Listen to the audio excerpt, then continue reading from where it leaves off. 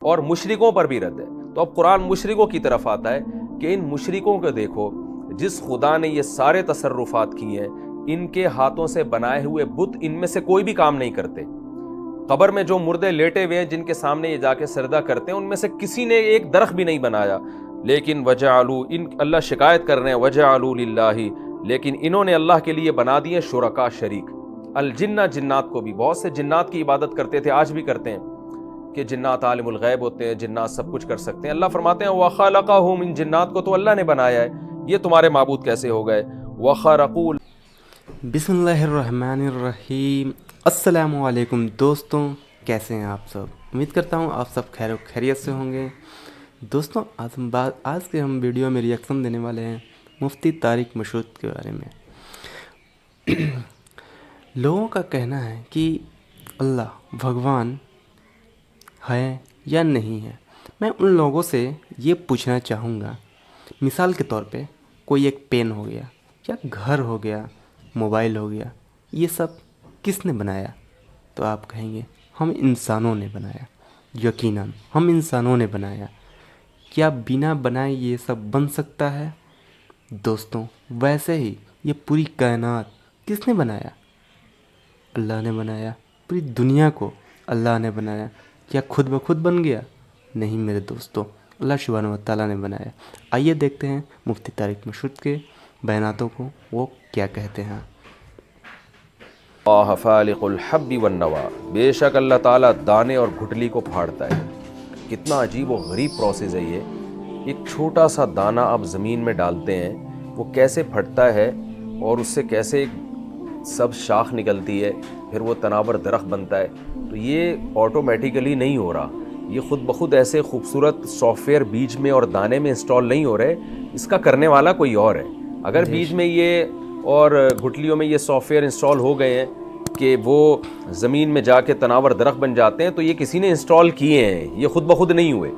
تو اللہ فرماتے ہیں وہ ذات ہے جو دانے اور گھٹلی کو پھاڑتا ہے۔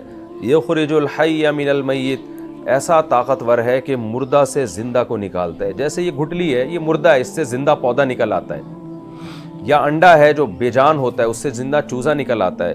ومخرج المیت من الحی، اور مردہ کو نکالتا ہے زندہ سے۔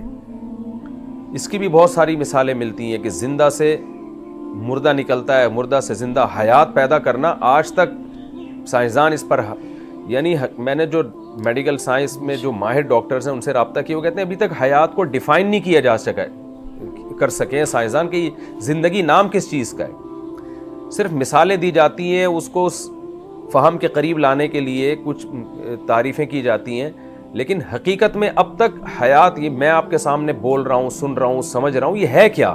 اس حیات کو 100% انسان سمجھ نہیں سکا ہے، تو پیدا کیسے کر سکتا ہے؟ تو اس لیے اللہ فرماتے ہیں وہ ہے جو مردہ سے زندہ اور زندہ سے مردہ نکالتا ہے۔ ذالکم اللہ، اللہ جو ملحد لوگ ہیں نا، کہتے ہیں ہمیں خدا نظر نہیں آ رہا، تو اللہ کہتے ہیں یہ ہے اللہ، یہ نظر کیوں نہیں آ رہا تمہیں؟ وہ بنی ہوئی چیزوں سے نظر آ رہا ہے، بنی ہوئی چیزیں بتا رہی ہیں کہ ہم خود نہیں بنے، ہمیں کوئی بنانے والا ہے۔ تو اللہ کہتے ہیں وہ ایسے ہے جیسے تمہارے سامنے موجود ہے، اب تمہاری عقل ہے کہ تم کہتے ہو ہمیں نظر نہیں آتا تو ہم ایمان نہیں لے کر آئیں گے۔ ذالکم اللہ، یہ ہے تمہارا اللہ، فَأَنَّا تُؤْفَكُونَ، اسے چھوڑ کر تم کہاں پھرائے جا رہے ہو؟ یہ بھی دیکھیں قرآن کا انداز ہے۔ قرآن یہ نہیں کہہ رہا کہ اس اللہ کو چھوڑ کے تم جا کہاں رہے ہو، بلکہ قرآن یہ کہہ رہا ہے کہ تمہیں کون ہے جو ادھر سے ہٹا رہا ہے۔ یعنی کوئی پروپیگنڈا ہے جس سے تم متاثر ہو، کوئی شیطان ہے جس سے تم متاثر ہو، وہ شیطان تمہیں ہٹا رہا ہے یا ماحول تمہیں ہٹا رہا ہے۔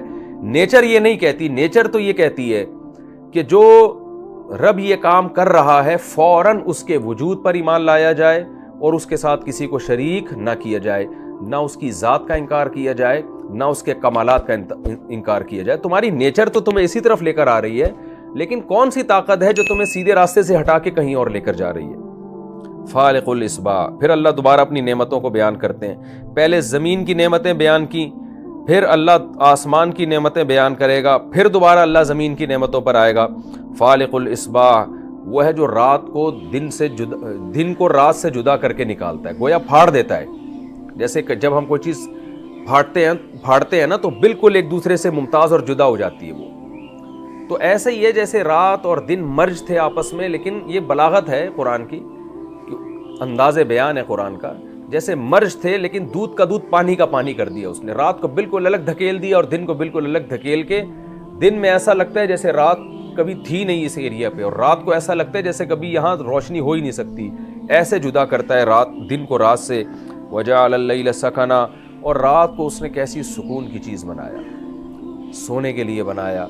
आज भी सारे डॉक्टर मुत्तफिक हैं कि जो रात की नींद है वो दिन की नींद रात की नींद का मुतबादिल नहीं हो सकती। तो वो और डॉक्टर हजरात ये भी कहते हैं कि रात को जब बिल्कुल रात का दरमियानी हिस्सा होता है, जो 12 बजे का टाइम है, उसमें इंसान के दिमाग से ऐसे केमिकल निकलते हैं कि इंसान के लिए उस वक्त सोना ज़रूरी है। अगर वो जब केमिकल बॉडी से निकले, दिमाग से निकले और इंसान जाग रहा हो, तो इंसान दिमागी तौर पर डिस्टर्ब होता है, और उस वक्त गहरी नींद में आपको सोना ज़रूरी है। ये केमिकल किसी और टाइम पे नहीं निकलते। तो मेडिकल साइंस ने भी ये बात साबित की है कि रात की जो नींद है वो इंसानी सेहत पे बहुत अच्छे असर। बेशक, बिल्कुल। अल्लाह सुब्हान व तआला ही ने पूरी कायनात को बनाया, पूरी दुनिया को बनाया, हम सब को बनाया। इस सब का बनाने वाला अल्लाह सुब्हान व तआला ही है। दोस्तों, अगर वीडियो पसंद आया होगा तो ज़रूर सब्सक्राइब कीजिएगा और शेयर कीजिएगा। हर किसी को पता चले कि हम इंसानों को एक गॉड ने बनाया, एक अल्लाह ने बनाया, एक भगवान ने बनाया।